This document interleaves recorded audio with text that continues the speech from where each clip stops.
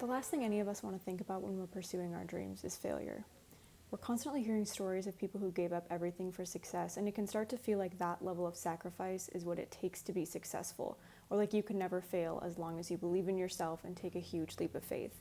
But does that mindset set us up for success or leave us vulnerable to unnecessary risk? As scary as it is to talk about, failure can happen to anyone. But the more that we talk about it and plan for it, the easier it is to overcome. Today I want to talk about how to guarantee success when you're starting a new art business. I'm not revealing any secrets to hack the market and guarantee you'll be an overnight millionaire. This will just be an honest and realistic conversation about emotionally and practically setting your business up for success by learning to pivot instead of giving up in the face of setbacks. The definition of failure is subjective, and because it's an uncomfortable topic, many of us don't even know what we personally consider failure to be. Our definition of failure may come from comparing ourselves to others, taking on the beliefs of others, or listening to unrealistic advice about what it takes to be successful. Not knowing what failure means to us can actually set us up for failure when starting a new business because we may give up too easily or sacrifice too much the first time we encounter a setback. So before we talk about how to avoid it, let's explore 6 reasons why new artists might feel like they've failed. The art industry is increasingly competitive and oversaturated, and many new artists' definition of success and failure are based on comparison. We might look at artists with millions of followers making millions of dollars, posting daily on social media, finishing masterpieces every week, or constantly getting new opportunities, and feel like we've failed if we can't match their success. Whether our expectations of success are based on other creators or just our own realistic expectations, some artists new to starting an art business may fail because they're unable to maintain momentum if they don't see immediate revenue, follower, or engagement growth. It can feel hard to keep churning out work and content when you have a small, stagnant, or unresponsive audience and sales don't seem to increase no matter what you do. In order to avoid this, we have to find something to motivate us that's not dependent on other people's responses to our work. It can be challenging, but it can also set you up for perseverance and success. Giving up too easily is a surefire way to guarantee your own failure. As we'll talk about later, walking away from our business isn't always a bad decision and doesn't mean we've failed. But we may give up the first time we encounter the smallest temporary setback in our business if we haven't thought critically about where to draw that line. Even if you've planned every part of your business meticulously, none of that matters if you're not able to stick with it, which is why some incredibly talented, business-minded artists still end up with failed creative businesses. If your parents didn't value art, you may always battle with the feeling of failure simply because you chose art over a more traditionally successful career path. Or you might be on the opposite end of the spectrum, where you believe art can make you incredibly successful, but your worth has become tied to things you didn't initially care about, like profit, marketability, or how many galleries your work has been shown in, because of pressure from someone else. A lot of us carry the weight of other people's expectations. If we actually thought about it, we might find that the pressure we put on ourselves to change or succeed isn't even in line with what we truly want or believe. While the last 4 all focus on reasons why new artists may quit, some artists may fail because they've backed themselves into a corner and are no longer able to adapt their business. When you're starting a new business, it's crucial to leave yourself enough money, time, and resources to test and change things, not just for the success of your business, but for your survival. There are 2 sides to underestimating demand: not being able to scale fast enough to keep up with demand, and underestimating the demands of starting a business.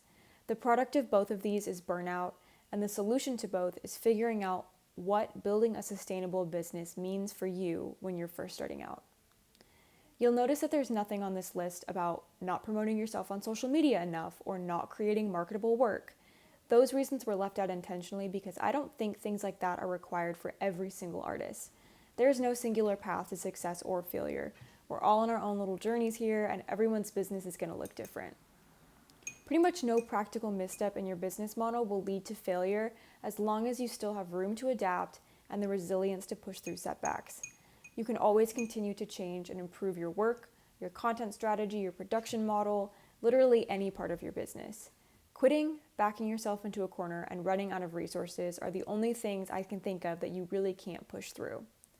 I think it's empowering to realize that almost no outside influence can bring our art businesses down unless we let them. We create our businesses, we create our art, and we create our definition of failure. It's all in our hands, and as long as we're protecting ourselves from risk, making smart decisions, remaining persistent, keeping a positive mindset, and finding fulfillment in our art, we really can't fail. When I decided to relaunch Green Velvet after initially quitting back in 2022, I needed to be realistic about the fact that growth wouldn't be instant. I needed to be okay with the vulnerability, embarrassment, criticism, and struggle that comes from putting yourself out there and trying something new. Rather than letting this scare or discourage me, this allowed me to redefine what motivates me and focus more on internal fulfillment instead of external validation.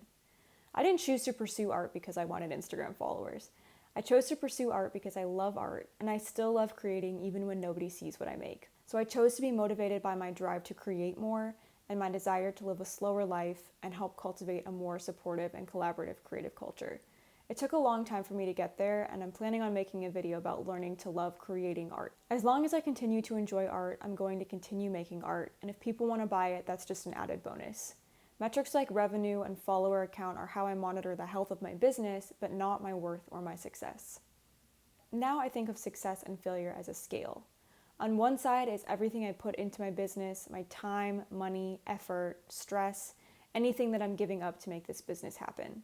On the other side is everything I'm getting back. Not just the money, but skills, improvement, personal fulfillment, knowledge, joy, and community. Take a second, think about what you put into your business, what you get back, and most importantly, how much weight each of those things holds for you. If it's helpful, I'm going to put a little interactive worksheet together that I'll link to below. You can redo this every few months just to take inventory of where you're at and how you're feeling about your business. All you have to do is fill in a few things that you're investing into your business. I put some examples here, but this is not an exhaustive list, and some of these might not be relevant to you. Once you choose those, assign it a weight. This is a score of how important this is to you. For example, my time is not very important to me. The time that I spend working on my art is time that I probably would have spent scrolling on my phone, and I'm happy to give that up, so my weight for that item would be a 2.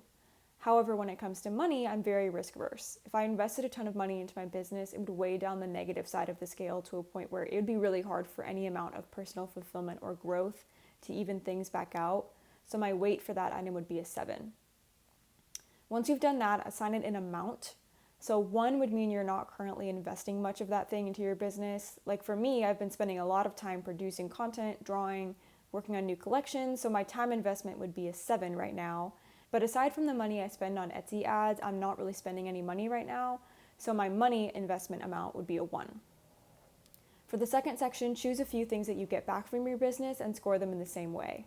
Once you fill this out, you'll get a little visualization of how much is on either side of your scale. As long as I'm getting more out of my business than I'm giving up, I'm succeeding. If there came a point where I was completely drained, unhappy, unfulfilled, and my financial future was in jeopardy because of my art business, and I couldn't see any way to tip the scales back towards success, that would be my limit, and it would be time for me to step away. Knowing my limit helps me make more informed decisions and keeps me from giving up when I face temporary setbacks. Now, rather than feeling like I want to quit every time I face something slightly negative, I can think critically about whether my art business is still worth it to me and remind myself to keep going when I encounter obstacles. If you often feel like you failed, or you hold yourself to unrealistic standards or expect unrealistic success out of your business, take a second to examine those thoughts. Are they actually aligned with your beliefs, or are they expectations someone else held you to? Are you taking on someone else's definition of success, and would you hold a friend or someone you admire to those same standards that you hold yourself to? I'm going to include some journal prompts in the same Google Sheet as that scale worksheet. Feel free to just fill in this sheet, or if you have a daily journal, you can use this to guide your writing today. It sounds too simple to say that failure is a choice, but in some cases it really is that simple. We have the power to see pretty much any situation as an opportunity for growth instead of failure. Even if you've hit the point where your scale is heavily weighted to the negative side and you choose to step away from your business, you still don't have to see that as failure. You can always recover, get back on your feet, and try again. And even if you don't, you tried and learned something new, which is still success in my book. Success is rarely ever immediate, and every time that you try something and it doesn't work out, you're just one step closer to learning what works. I try to think about it this way. If I knew nothing about art or business, but I posted my first ever piece of art online, it went viral, I was an overnight success, I still wouldn't know anything about art or business. I wouldn't know how to sustain or reproduce that success. I would just know one thing that worked once. On the other hand, if I worked at something for years and saw failure and success at varying levels, I now have experience and data to inform all my decisions. I can move forward in my business armed with the confidence that I truly understand what works. I think there are two sides to avoiding failure. There's the emotional side, which we just talked about. This protects us from feeling like we failed, and subsequently protects us from giving up too easily by giving us the perspective and resilience to push through failure. But is there a way we can avoid failure altogether? I think there is, but it's not the glamorous secret to success that we might want to hear. In my opinion, the only way to avoid failure is to manage risk so we always have enough room to pivot rather than hit a dead end. We hear a lot of romanticized stories of successful people who gave up everything to invest in their dream. In the stories we hear about, it works out for them, and that's awesome. But I can't help thinking that for every success story we hear about, there are probably way more people who gave up everything, never found success, and weren't able to get their lives back on track because of it. In my opinion, when you're starting out, you should make decisions that you will stand by no matter what the future holds. To put it another way, don't invest anything in your business that you would need back in order to comfortably survive. This isn't to say you should expect failure or fear investing in your business at all, but no matter how comfortable you are with risk, it's smart to think critically about how much you're actually able to invest into a business with an uncertain future. Managing risk does three things for us. It takes the pressure off so we're not depending on immediate success for our survival. It allows us to grow slowly, which lets us make informed decisions about where to pivot rather than facing burnout or dead ends. And it minimizes the chance that we'll end up resenting our passion because our business became unsustainable. Let me give you a few examples, and we can use the third page in this worksheet as a guide. Let's say you just started a photography business and you haven't booked any weddings yet. You really want a new lens for your camera and you're convinced that that's why you've never booked a wedding. The lens is $2,000, which is all the money you have right now, and you know if you bought it, you wouldn't have enough in your account to pay rent next month. You decided it's okay though, because if you book a wedding, the couple's deposit would cover your rent, so you buy the lens. But a month goes by, you didn't book a wedding in time, and now you can't afford rent. In this scenario, you've put a lot of pressure on yourself to succeed quickly. You've essentially given yourself a month to grow your new photography business. It's reasonable to make this type of investment when you know you'll only need to book one $4,000 wedding to make your money back, but you're also risking your ability to pay rent, and in a way, you're risking the sustainability of your business. Because you can't comfortably survive if you can't pay rent. So you'll likely have to find another source of income other than photography to quickly catch back up financially. If you manage your risk in this situation, if you started slowly by shooting smaller gigs with the gear you have, or asked local photographers for second shooting or associate shooting opportunities, you could save up the money to buy that lens once you can actually comfortably afford it, and you'd still be achieving what you set out to achieve. But by doing it this way, you end up with a more sustainable business model where you have more control and there's less pressure to immediately succeed. So in this case, that risk would not be worth it. For another example, let's say you watched a YouTube video about people who made a ton of money selling art on Etsy. You love your 9-to-5 job, but you're so confident that you can double your salary by selling art, so you quit. In this scenario, let's say your salary is $70,000 and you don't think you could comfortably live on less than that. Not only are you risking that amount of money, you're also risking the opportunity to continue a career path you love in favor of a new career that you don't know if you'll like yet. Let's say you sell paintings for $40 a piece and they take you weeks to make. With that expectation you set to make back your salary within a year, you would need to sell 1,750 paintings in your first year, which in my opinion is not reasonable. Let's say instead you started small with your business while staying at your 9-to-5. This means you'd have less time to devote to your business in the beginning, but it also means that you'd actually have time to see if you like running a business and making a career out of art. This gives you time to see what you like, test out different business models and mediums, and make an informed decision about whether you want to stay at your 9-to-5, keep art as a hobby, do art part-time, or eventually take the leap and make art your full-time career once you've built up an audience and know how to run a business that's sustainable for you. Last one, let's say you really want to buy equipment to scale up your t-shirt printing business. You started out just printing your lino cuts onto shirts by hand at home until you started selling enough that you really needed a printing press to keep up with your orders. You found a local print shop that has open studio days once a week, and you were able to use their printing press for free for a while. But now that your orders have ramped up, you've made enough to afford a printing press. Your current resources wouldn't get you the same result as owning a printing press, because having access to a press every day allows you to get your orders out much faster than you would have been able to by hand or once a week in a studio. The equipment is $6,000, but because you're paying for it with money you've already made selling shirts, you don't have to make that money back immediately. You sell your shirts for $45 because there's already a demand for them, and you know you could sell 133 shirts to offset the cost of the equipment, which, given that you could comfortably do without that money for 3 years, means you only need to sell 4 a month to reach that goal. This investment wouldn't have been worth it if you'd done this a few years ago when you were only selling a few shirts a month for half the price. Not only did you not have the money to comfortably afford that equipment back then, you were keeping up just fine using the equipment you already had access to. But because you worked your way up to it, it's a safe risk. Again, none of this is to say you should expect failure. Rather, in all 3 of these scenarios, by managing risk, slowing down, and using what you have, you've set yourself up for success rather than putting yourself in a position where you'd end up quitting, resenting your art business, or running out of resources.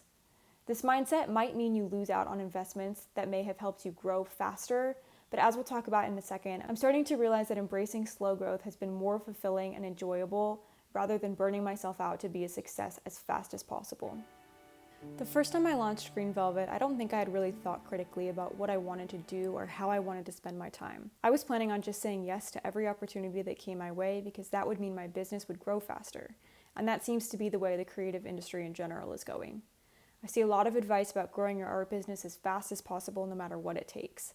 Advice about making art for profitable niche audiences, even if it's not the type of art you want to make. Advice that pushes this quantity over quality mindset, and in my opinion kind of sacrifices creativity for the sake of consumerism. Some of the artists I see online are growing so fast and then getting burned out because they didn't have any sort of runway to test out whether they actually liked their art or their business before they had to fully commit to it. They just got the ball rolling toward profitability, and now it's rolling too fast to keep up with or to change directions. At the end of the day, I have massive respect for artists no matter where they fall on the spectrum of making personal versus commercial art, but I'm a big advocate for a creative industry that feels fulfilling. So many of us saw art as a slower lifestyle that would allow us to escape a hustle culture obsessed corporate life, just to end up entering into a creative industry that feels just as obsessed with productivity, marketability, and output. If I said yes to every opportunity, tapped into profitable niches that I have no personal connection to, or prioritize virality over authenticity for the sake of growing as fast as possible, at what point would my business feel like it's in conflict with my brand or my interests? Would I still feel like I had creative control or an artistic voice if I wasn't thinking critically about whether my decisions align with my values? Growing slowly means I have time to find my voice before I have thousands or hundreds of thousands of eyes on me, and I'm grateful for that. I have time to find my footing and my style, try new things, make mistakes, build up a portfolio I'm proud of, and establish a plan for how and where I want to grow. The pace I'm at right now is the lifestyle I want, and I hope I remember that every time I find myself wishing I could be successful faster. I don't want to hustle. I want to create art every day and build a community of people who also desire a creative and fulfilling life. I want to learn what it means to slow down and prioritize the things I genuinely love. If that means I can quit my job and support myself fully with my art one day, awesome. If I don't do Green Velvet forever, that's fine too. I'll still always love art, and in some capacity, I'll still always be an artist. That brings me to my last point. What happens if you do reach your limit? What happens if the risks of running your art business no longer outweigh the rewards? Do you give up on your dream or do you push through? Once you start an art business, part of you stays an artist and part of you becomes a business owner. And you have to separate your dream from your business. The part of you that's a business owner can run out of resources and has to make smart decisions backed by logic and data. That part of you has to know when to pivot and take a step back. But the part of you that's an artist never has to give up. You can push through anything and you'll never hit a dead end because your talent and creativity are not finite resources. Art, business, and marketing are all different skills. Some of the best artists in history were never commercial successes in their lifetime. Your work may be incredible, your technical skills may be unbelievable, but your work might not be marketable, or you might not enjoy all that goes into running a business, and that's okay. You can always continue to make art, and if you're dead set on making money from it, you can always find a way to adapt your business to prioritize the parts of running a business that you do enjoy and that you are good at, or outsource the parts of your business that you'll think you'll never be good at. If you're just starting out, know that no matter what happens with your art business, you can never fail as an artist. While you should still always be mindful about the risks you take and prioritize your safety and survival over success, you don't have to fear failure and you never have to give up on your dreams. At the end of the day, resilience is easy once we no longer connect our worth or value with the success of our businesses. We can be comfortable with any outcome once we're mindful of the risks we take. We will always feel fulfilled once we focus on small victories rather than setbacks, stop comparing ourselves with others or bearing the weight of others' expectations. And we never have to fear failure once we see slow growth and setbacks as new opportunities.